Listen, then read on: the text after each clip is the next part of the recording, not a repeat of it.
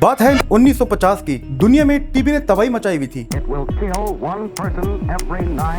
तभी अमेरिका में डॉक्टरों ने टीबी की दवाई आइप्रोनियाज़ेड इजाद की। इस दवाई की खास बात ये थी कि इसने टीबी के साथ साथ उन लोगों को भी ठीक किया जिनमें डिप्रेशन की बीमारी पहले से थी। इससे पहले डिप्रेशन की बीमारी को सीरियस नहीं लिया जाता था। सोसाइटी में पेशेंट्स को डिप्रेशन के लिए खुद ब्लेम किया जाता था। अगर वो डिप्रेशन की वजह से अपनी जिंदगी का खात्मा भी करते तब भी सोसाइटी उन्हीं पेशेंट को खुद ब्लेम करती थी। लेकिन आइप्रोनियाज़ेड की वजह से पता चला कि ना सिर्फ डिप्रेशन का इलाज हो सकता है बल्कि अब इसकी सबसे बड़ी वजह ब्रेन में केमिकल इम्बैलेंस है। दुनिया में डिप्रेशन की अवेयरनेस आई, इससे बीमारी का दर्जा मिला और करोड़ों लोगों का इलाज हुआ। और अब तकरीबन हर घर में एंटी डिप्रेसेंट्स जिनमें सर्ट्रेलिन, पैरोक्सिटिन और एसिटामिनोफेन आ गई। मैं भी ऐसे रोजाना मरीज देखता हूँ जिन्हें एंटी डिप्रेसेंट्स की जरूरत होती है। मैं उन्हें प्रिस्क्राइब करता हूँ और वो ठीक हो जाते हैं। लेकिन ऐसे भी बहुत लोग होते हैं जो कहते हैं डॉक्टर साहब हम 5 साल से, बल्कि कुछ तो कहते हैं हम 10 साल से एंटी डिप्रेसेंट्स खा रहे हैं, क्यों ठीक नहीं होते? या जैसे दवाई छोड़ते हैं वापस बीमारी आ जाती है। एंटी डिप्रेसेंट के इन सवालात को लेके मगरब में भी बहुत प्रोटेस्ट होते हैं। हर 4 में से 1 पाकिस्तानी और तकरीबन 30 से 40% हिंदुस्तानी को डिप्रेशन का मर्ज लाहिक है। तो इसलिए डॉक्टर, जिसमें साइकियाट्रिस्ट तो क्या हर जीपी जो है वो भी डिप्रेशन की दवाई लिखते हैं। इसलिए आज की मैंने वीडियो बनाई है क्योंकि आप इन सब सवालात का जवाब सुनना चाहेंगे एक माहिर नफ्सियात, एक साइकियाट्रिस्ट से।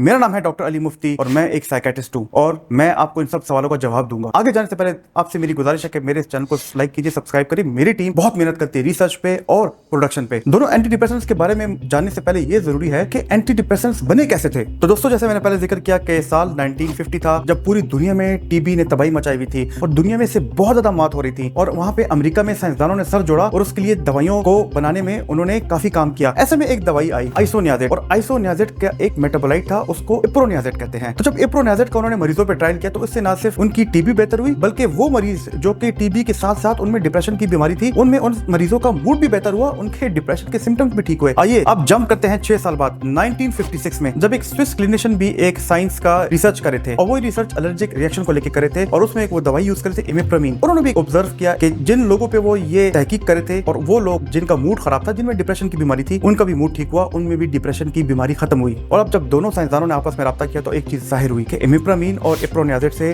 डिप्रेशन का इलाज होता है और इससे हमारी अंडरस्टैंडिंग ऑफ डिप्रेशन में आसानी हुई। इससे ऐसे सवालात आगे आए जो कि पहले कभी जाहिर नहीं हुए थे। फिर साइंसदान सर जोड़ के बैठ गए क्योंकि जो दोनों दवाइयां थी ये एक खास न्यूरोट्रांसमीटर्स, या बल्कि मैं ऐसे कहूंगा ग्रुप ऑफ न्यूरोट्रांसमीटर्स को टारगेट करती थी। इनको मोनोअमीन्स कहते थे। मोनोअमीन्स एक ऐसे सेट ऑफ न्यूरोट्रांसमीटर्स हैं जिसमें डोपामीन, नॉरएपिनेफ्रिन और सेरोटोनिन आते हैं। तो यानी कि इप्रोनियाज़ेड, इमिप्रामीन और ऐसी सारी दवाइयां जो थी मोनोअमीन को टारगेट करती थी और जो इनका इम्बैलेंस थी उसको रिस्टोर करती थी। और इनका इम्बैलेंस रिस्टोर करने के बाद डिप्रेशन के मरीजों को बेहतरी महसूस होती थी। तो यहाँ पे हमारी आई मोनोअमीन थ्योरी, जिनको हम केमिकल इम्बैलेंस थ्योरी भी कहते हैं। तो लिहाजा इन मोनोअमीन्स को लेके एक बूम आया और ये मोनोअमीन जो थी हमारे दिमाग में कुछ रिसेप्टर्स हैं उनको टारगेट करती थी। लेकिन बहुत ज्यादा मोनोअमीन्स को टारगेट करने का मतलब यह है कि इसके बहुत ज्यादा साइड इफेक्ट्स, यानी कि सर दर्द, आपको नींद आना, आपकी जुबान खुश्क होना, हो सकता है कि कुछ विजन के प्रॉब्लम्स और आपके जजमेंट के प्रॉब्लम। तो यहाँ पे फिर बहुत ज्यादा मुश्किलात आ गई थी। तो लिहाजा 1970 में बहुत ज्यादा रिसर्चर्स ने, बहुत ज्यादा साइंसदानों ने ट्रायल किए और उसको इनका आंसर मिल गया और उनको ऐसी एंटी डिप्रेसेंट्स मिली जो कि सिर्फ एक ही मोनोअमीन पे एक्ट करती थी और उस मोनोअमीन का नाम था सेरोटोनिन। दोस्तों, जब साइंसदानों को इसका आंसर मिल गया कि हम खाली सेरोटोनिन को टारगेट करें और उससे हम डिप्रेशन को ठीक करें, तो इससे पूरी इंडस्ट्री में बूम आ गया। इस डिस्कवरी में सबसे पहले एक दवाई आती है जिसको फ्लोक्सेटिन कहते हैं और ये मार्केट हुई प्रोजेक के नाम से। ये 1988 में लॉन्च आई और इसने पूरी दुनिया में बूम मचा दिया। प्रोजेक ने बहुत अच्छा काम किया और सबसे बड़ी बात कि इसने डिप्रेशन तो ठीक की लेकिन इसके साइड इफेक्ट्स बहुत थे। और सबसे बड़ी बात कि साइंसदानों का ये क्लेम था कि ये लेस टारगेटेड है, यानी कि ये सिर्फ और सिर्फ सेरोटोनिन को टारगेट करती है। जो प्रोजेक के मेकर्स थे उन्होंने इसकी मार्केटिंग बहुत बड़े तरीके से की और उन्होंने प्रोजेक के साथ डिप्रेशन की भी अवेयरनेस की।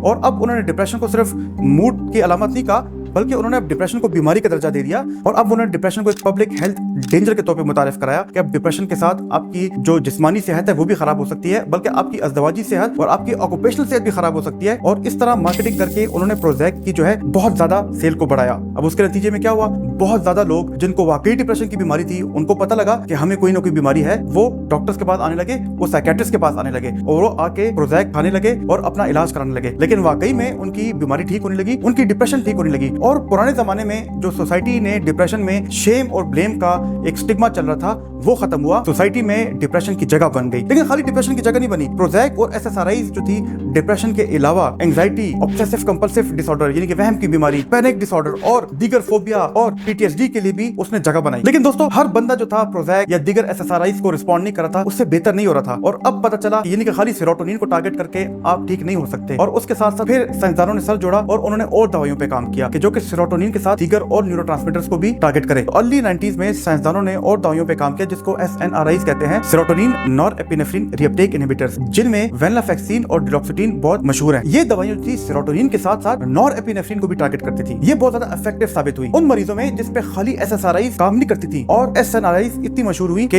ये रेजिस्टेंट डिप्रेशन में बहुत काम आई। और डिप्रेशन के साइंसदानों ने ये क्लेम किया कि एसएनआरआईज जो है ये एक स्टेप फॉरवर्ड है और ये आप न सिर्फ डिप्रेशन में बल्कि रेजिस्टेंट एंजाइटी में और रेजिस्टेंट फोबिया में भी दे सकते हैं। और 2013 में एक और दवाई आई जिसको वोटॉक्सिटीन कहते हैं, और ये एक मल्टी मॉडल दवाई है और ये खाली सेरोटोनिन पे काम नहीं करती बल्कि सेरोटोनिन पे मुख्तलिफ तरीके से काम करती है। ये सेरोटोनिन की मिकदार भी ज्यादा करती है, इसके अलावा ये सेरोटोनिन के रिसेप्टर्स पे भी एक्ट करती है और उसके अलावा भी ये और न्यूरोट्रांसमीटर्स पे भी काम करती है। इसलिए इसे मल्टी मॉडल एंटी डिप्रेशन कहते हैं। अब आपने जान लिया कि एंटी डिप्रेशन कितने किस्म के होते हैं, कौन से होते हैं, उनकी हिस्ट्री भी जान लिया, लेकिन अभी तक आपको पता ही नहीं चला कि काम कैसे करते हैं। दोस्तों एंटी डिप्रेशन जो है आपके दिमाग में एक खास किस्म के केमिकल्स होते हैं जिनको हम न्यूरोट्रांसमीटर्स कहते हैं। ये उनका लेवल बढ़ाते हैं और ये न्यूरोट्रांसमीटर्स या ये केमिकल जो है हमारे मूड रेगुलेशन के लिए रिस्पॉन्सिबल होते हैं। ज्यादातर एंटी डिप्रेशन जो है उनमें एसएसआरआई शामिल है, वो आपने देख लिया होगा, वो सेरोटोनिन की मिकदार को आपके दिमाग में ज्यादा करते हैं और इससे हमारे मूड बेहतर होता है और इससे हमारी घबराहट या एंजाइटी कम होती है। कुछ ऐसे एंटी डिप्रेशन होते हैं जो कि न्यूरोट्रांसमीटर्स की रीअपटेक को ब्लॉक करते हैं। ये मैंने पहले भी आपको समझाया है कि एक न्यूरोट्रांसमीटर जो है एक सेल से दूसरे सेल के दरमियान मैसेंजर का काम करता है। तो ये एंटी डिप्रेसेंट्स पुराने सेल में उसकी रीअब्सॉर्प्शन को ब्लॉक करते हैं तो वो वापस अगले सेल की तरफ जाता है, यानी कि ये न्यूरोट्रांसमीटर्स की मिकदार ज्यादा होती है, वो आगे सेल की तरफ जाता है। इसके नतीजे में एक डिप्रेस पेशेंट का मूड बेहतर होता है, उसकी मेमोरी बेहतर होती है, अगर उसको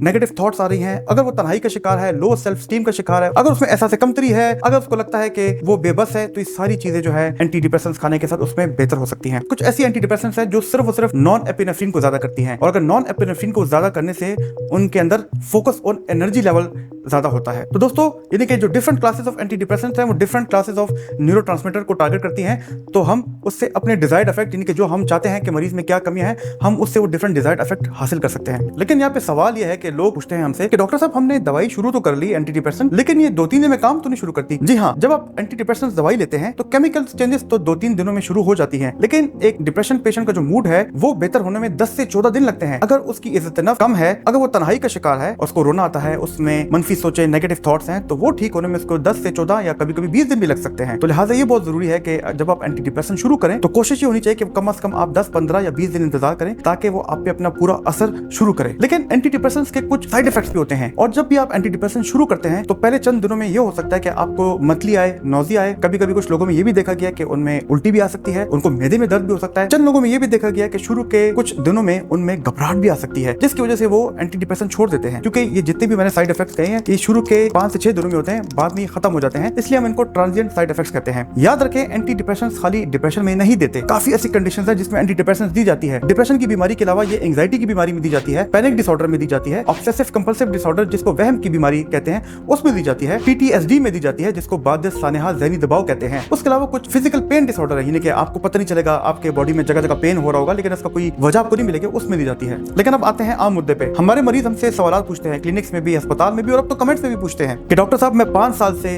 10 साल से या उससे भी ज्यादा सालों से मैं एंटी डिप्रेसेंट्स खा रहा हूँ, कब तक हम ये दवाई खाएंगे? अब इसका जवाब मैं कुछ ऐसे दूंगा। दोस्तों दवाई कब तक खानी है, क्या सारी जिंदगी खानी है? इसका जवाब मैं आपको डिप्रेशन की बीमारी के हवाले से दूंगा। मॉडल गाइडलाइंस के मुताबिक जब आपको डिप्रेशन होती है तो आपको दवाई कम से कम 6 से 9 महीने खानी चाहिए। अगर आपको डिप्रेशन दूसरी दफा होती है, यानी कि पहली दफा आपको डिप्रेशन की बीमारी हुई, उससे आप ठीक हो गए, और अगर आपको दूसरी दफा डिप्रेशन हुई तो आपको दवाई कम से कम 9 से 12 महीने खानी चाहिए। उसके बाद अगर आप ठीक हो जाते हैं और अगर आपको फिर से डिप्रेशन हुई, यानी कि तीसरी एपिसोड हुई जिसको हम रिकरेंट डिप्रेशन कहते हैं, तो आपको दवाई कम से कम 2 से 2.5 साल तक खानी चाहिए। उसके बाद भी अगर आप ठीक हो जाएं और फिर से आपको डिप्रेशन हो चौथी दफा, तो फिर आपको डिप्रेशन की दवाई 5 साल या उससे ज्यादा अरसे के लिए खानी चाहिए। लेकिन अब उससे ज्यादा इंपॉर्टेंट इन्फॉर्मेशन मैं आपको देना चाहूंगा मेडिकेशन कंटिन्यूएशन के बारे में। अमूमन क्या होता है कि लोग अपनी दवाई जल्दी छोड़ देते हैं। ये बात 2009 में एक रिसर्च हुई थी जर्नल ऑफ क्लिनिकल साइकेट्री में, जहां पे उन्होंने देखा था कि लोग एंटी डिप्रेसेंट मेडिकेशन को छोड़ देते हैं जिसकी वजह से वो ठीक नहीं होते और वो उनमें डिप्रेशन के चांसेस बार बार रिलैप्सेस के ज्यादा हो जाते हैं। अगर इसको मैं आसान अल्फाज में आपको समझाऊं, अगर आपको डॉक्टर कहता है कि आप डिप्रेशन की दवाई मैं आपको शुरू करा रहा हूं, आप मुझसे 2 महीने बाद मिलिए, तो जब वो पेशेंट 2 महीने बाद आता है तो वो कहता है कि डॉक्टर साहब मैं तो बिल्कुल ठीक हो गया हूं। तो जब डॉक्टर से पूछता है कि जी क्या आप दवाई खा रहे हैं, वो कहते नहीं दवाई तो मैं 2 हफ्ते से खा ही नहीं रहा, तो यहाँ पे पेशेंट अपना फर्ज नहीं निभा रहा। और ये सबसे बड़ी गलती वो करता है अपनी बीमारी को लेके, और यहाँ पे वो अपने आप को रेजिस्ट बनाता है। तो जो मोर्टले गाइडलाइंस मैंने आपको इसकी बताई हैं, यही इसका जवाब है कि आपने इतने अरसे तक दवाई लेनी होती है। और जब मरीज और डॉक्टर दोनों को लगे कि दवाई छोड़ने का टाइम आ गया है, तो एक टर्म होती है जिसको हम कहते हैं टेपर ऑफ, आराम आराम से दवाई छोड़ना। यानी कि अगर आपको डिप्रेशन की पहली किस्त हुई है, पहली दफा हुई है, और आपने दवाई लिए हुए 9 महीने हो गए हैं और अब आप बिल्कुल ठीक हो चुके हैं, आज हमने आपकी दवाई खत्म करनी है, तो आपने दवाई एकदम खत्म नहीं करनी, वो दवाई हमने आपकी आहिस्ता आहिस्ता खत्म करनी है। इसमें शायद आपको चंद हफ्ते लगे। अगर आपको वापस डिप्रेशन की बीमारी के अलामात शुरू हो जाए, तो शायद हम आपकी डोज उधर ही रोक दें, शायद हम आपकी दवाई बहुत तेजी से खत्म ना करें। तो लिहाजा ये बहुत जरूरी है कि आप ये चीज को जान जाएं कि दवाई जब भी डॉक्टर और मरीज फैसला करे कि ये कम करनी है, तो आराम आराम से कम करनी है, एकदम दवाई नहीं छोड़नी, क्योंकि एकदम छोड़ने से दवाई आप ही को नुकसान देगी, मरीजों को नुकसान देगी। दूसरे कुछ लोग ऐसे होते हैं कि जिनमें डिप्रेशन की बहुत स्ट्रॉन्ग फैमिली हिस्ट्री होती है, तो शायद उनको डिप्रेशन की दवाइयां बहुत ज्यादा अरसे तक लेनी पड़े, शायद वो 1 साल या 2 साल में ठीक ना हो, शायद उनको सालों तक दवाई लेने पड़े। तो लिहाजा ये भी बहुत जरूरी है कि अगर आपकी फैमिली हिस्ट्री है, अगर आपके खानदान में डिप्रेशन की हिस्ट्री है, तो आपको शायद डिप्रेशन की दवाइयां ज्यादा अरसे तक खानी पड़े, और जब आपकी दवाइयों को लेकर टेपर ऑफ हो, आपकी दवाइयां आराम आराम से हम कम करें, तो उसमें भी ज्यादा टाइम लगे। लेकिन दोस्तों, क्या सिर्फ डिप्रेशन की दवाइयों से ही डिप्रेशन का इलाज होता है? इसका जवाब जानने की कोशिश करते हैं। दोस्तों,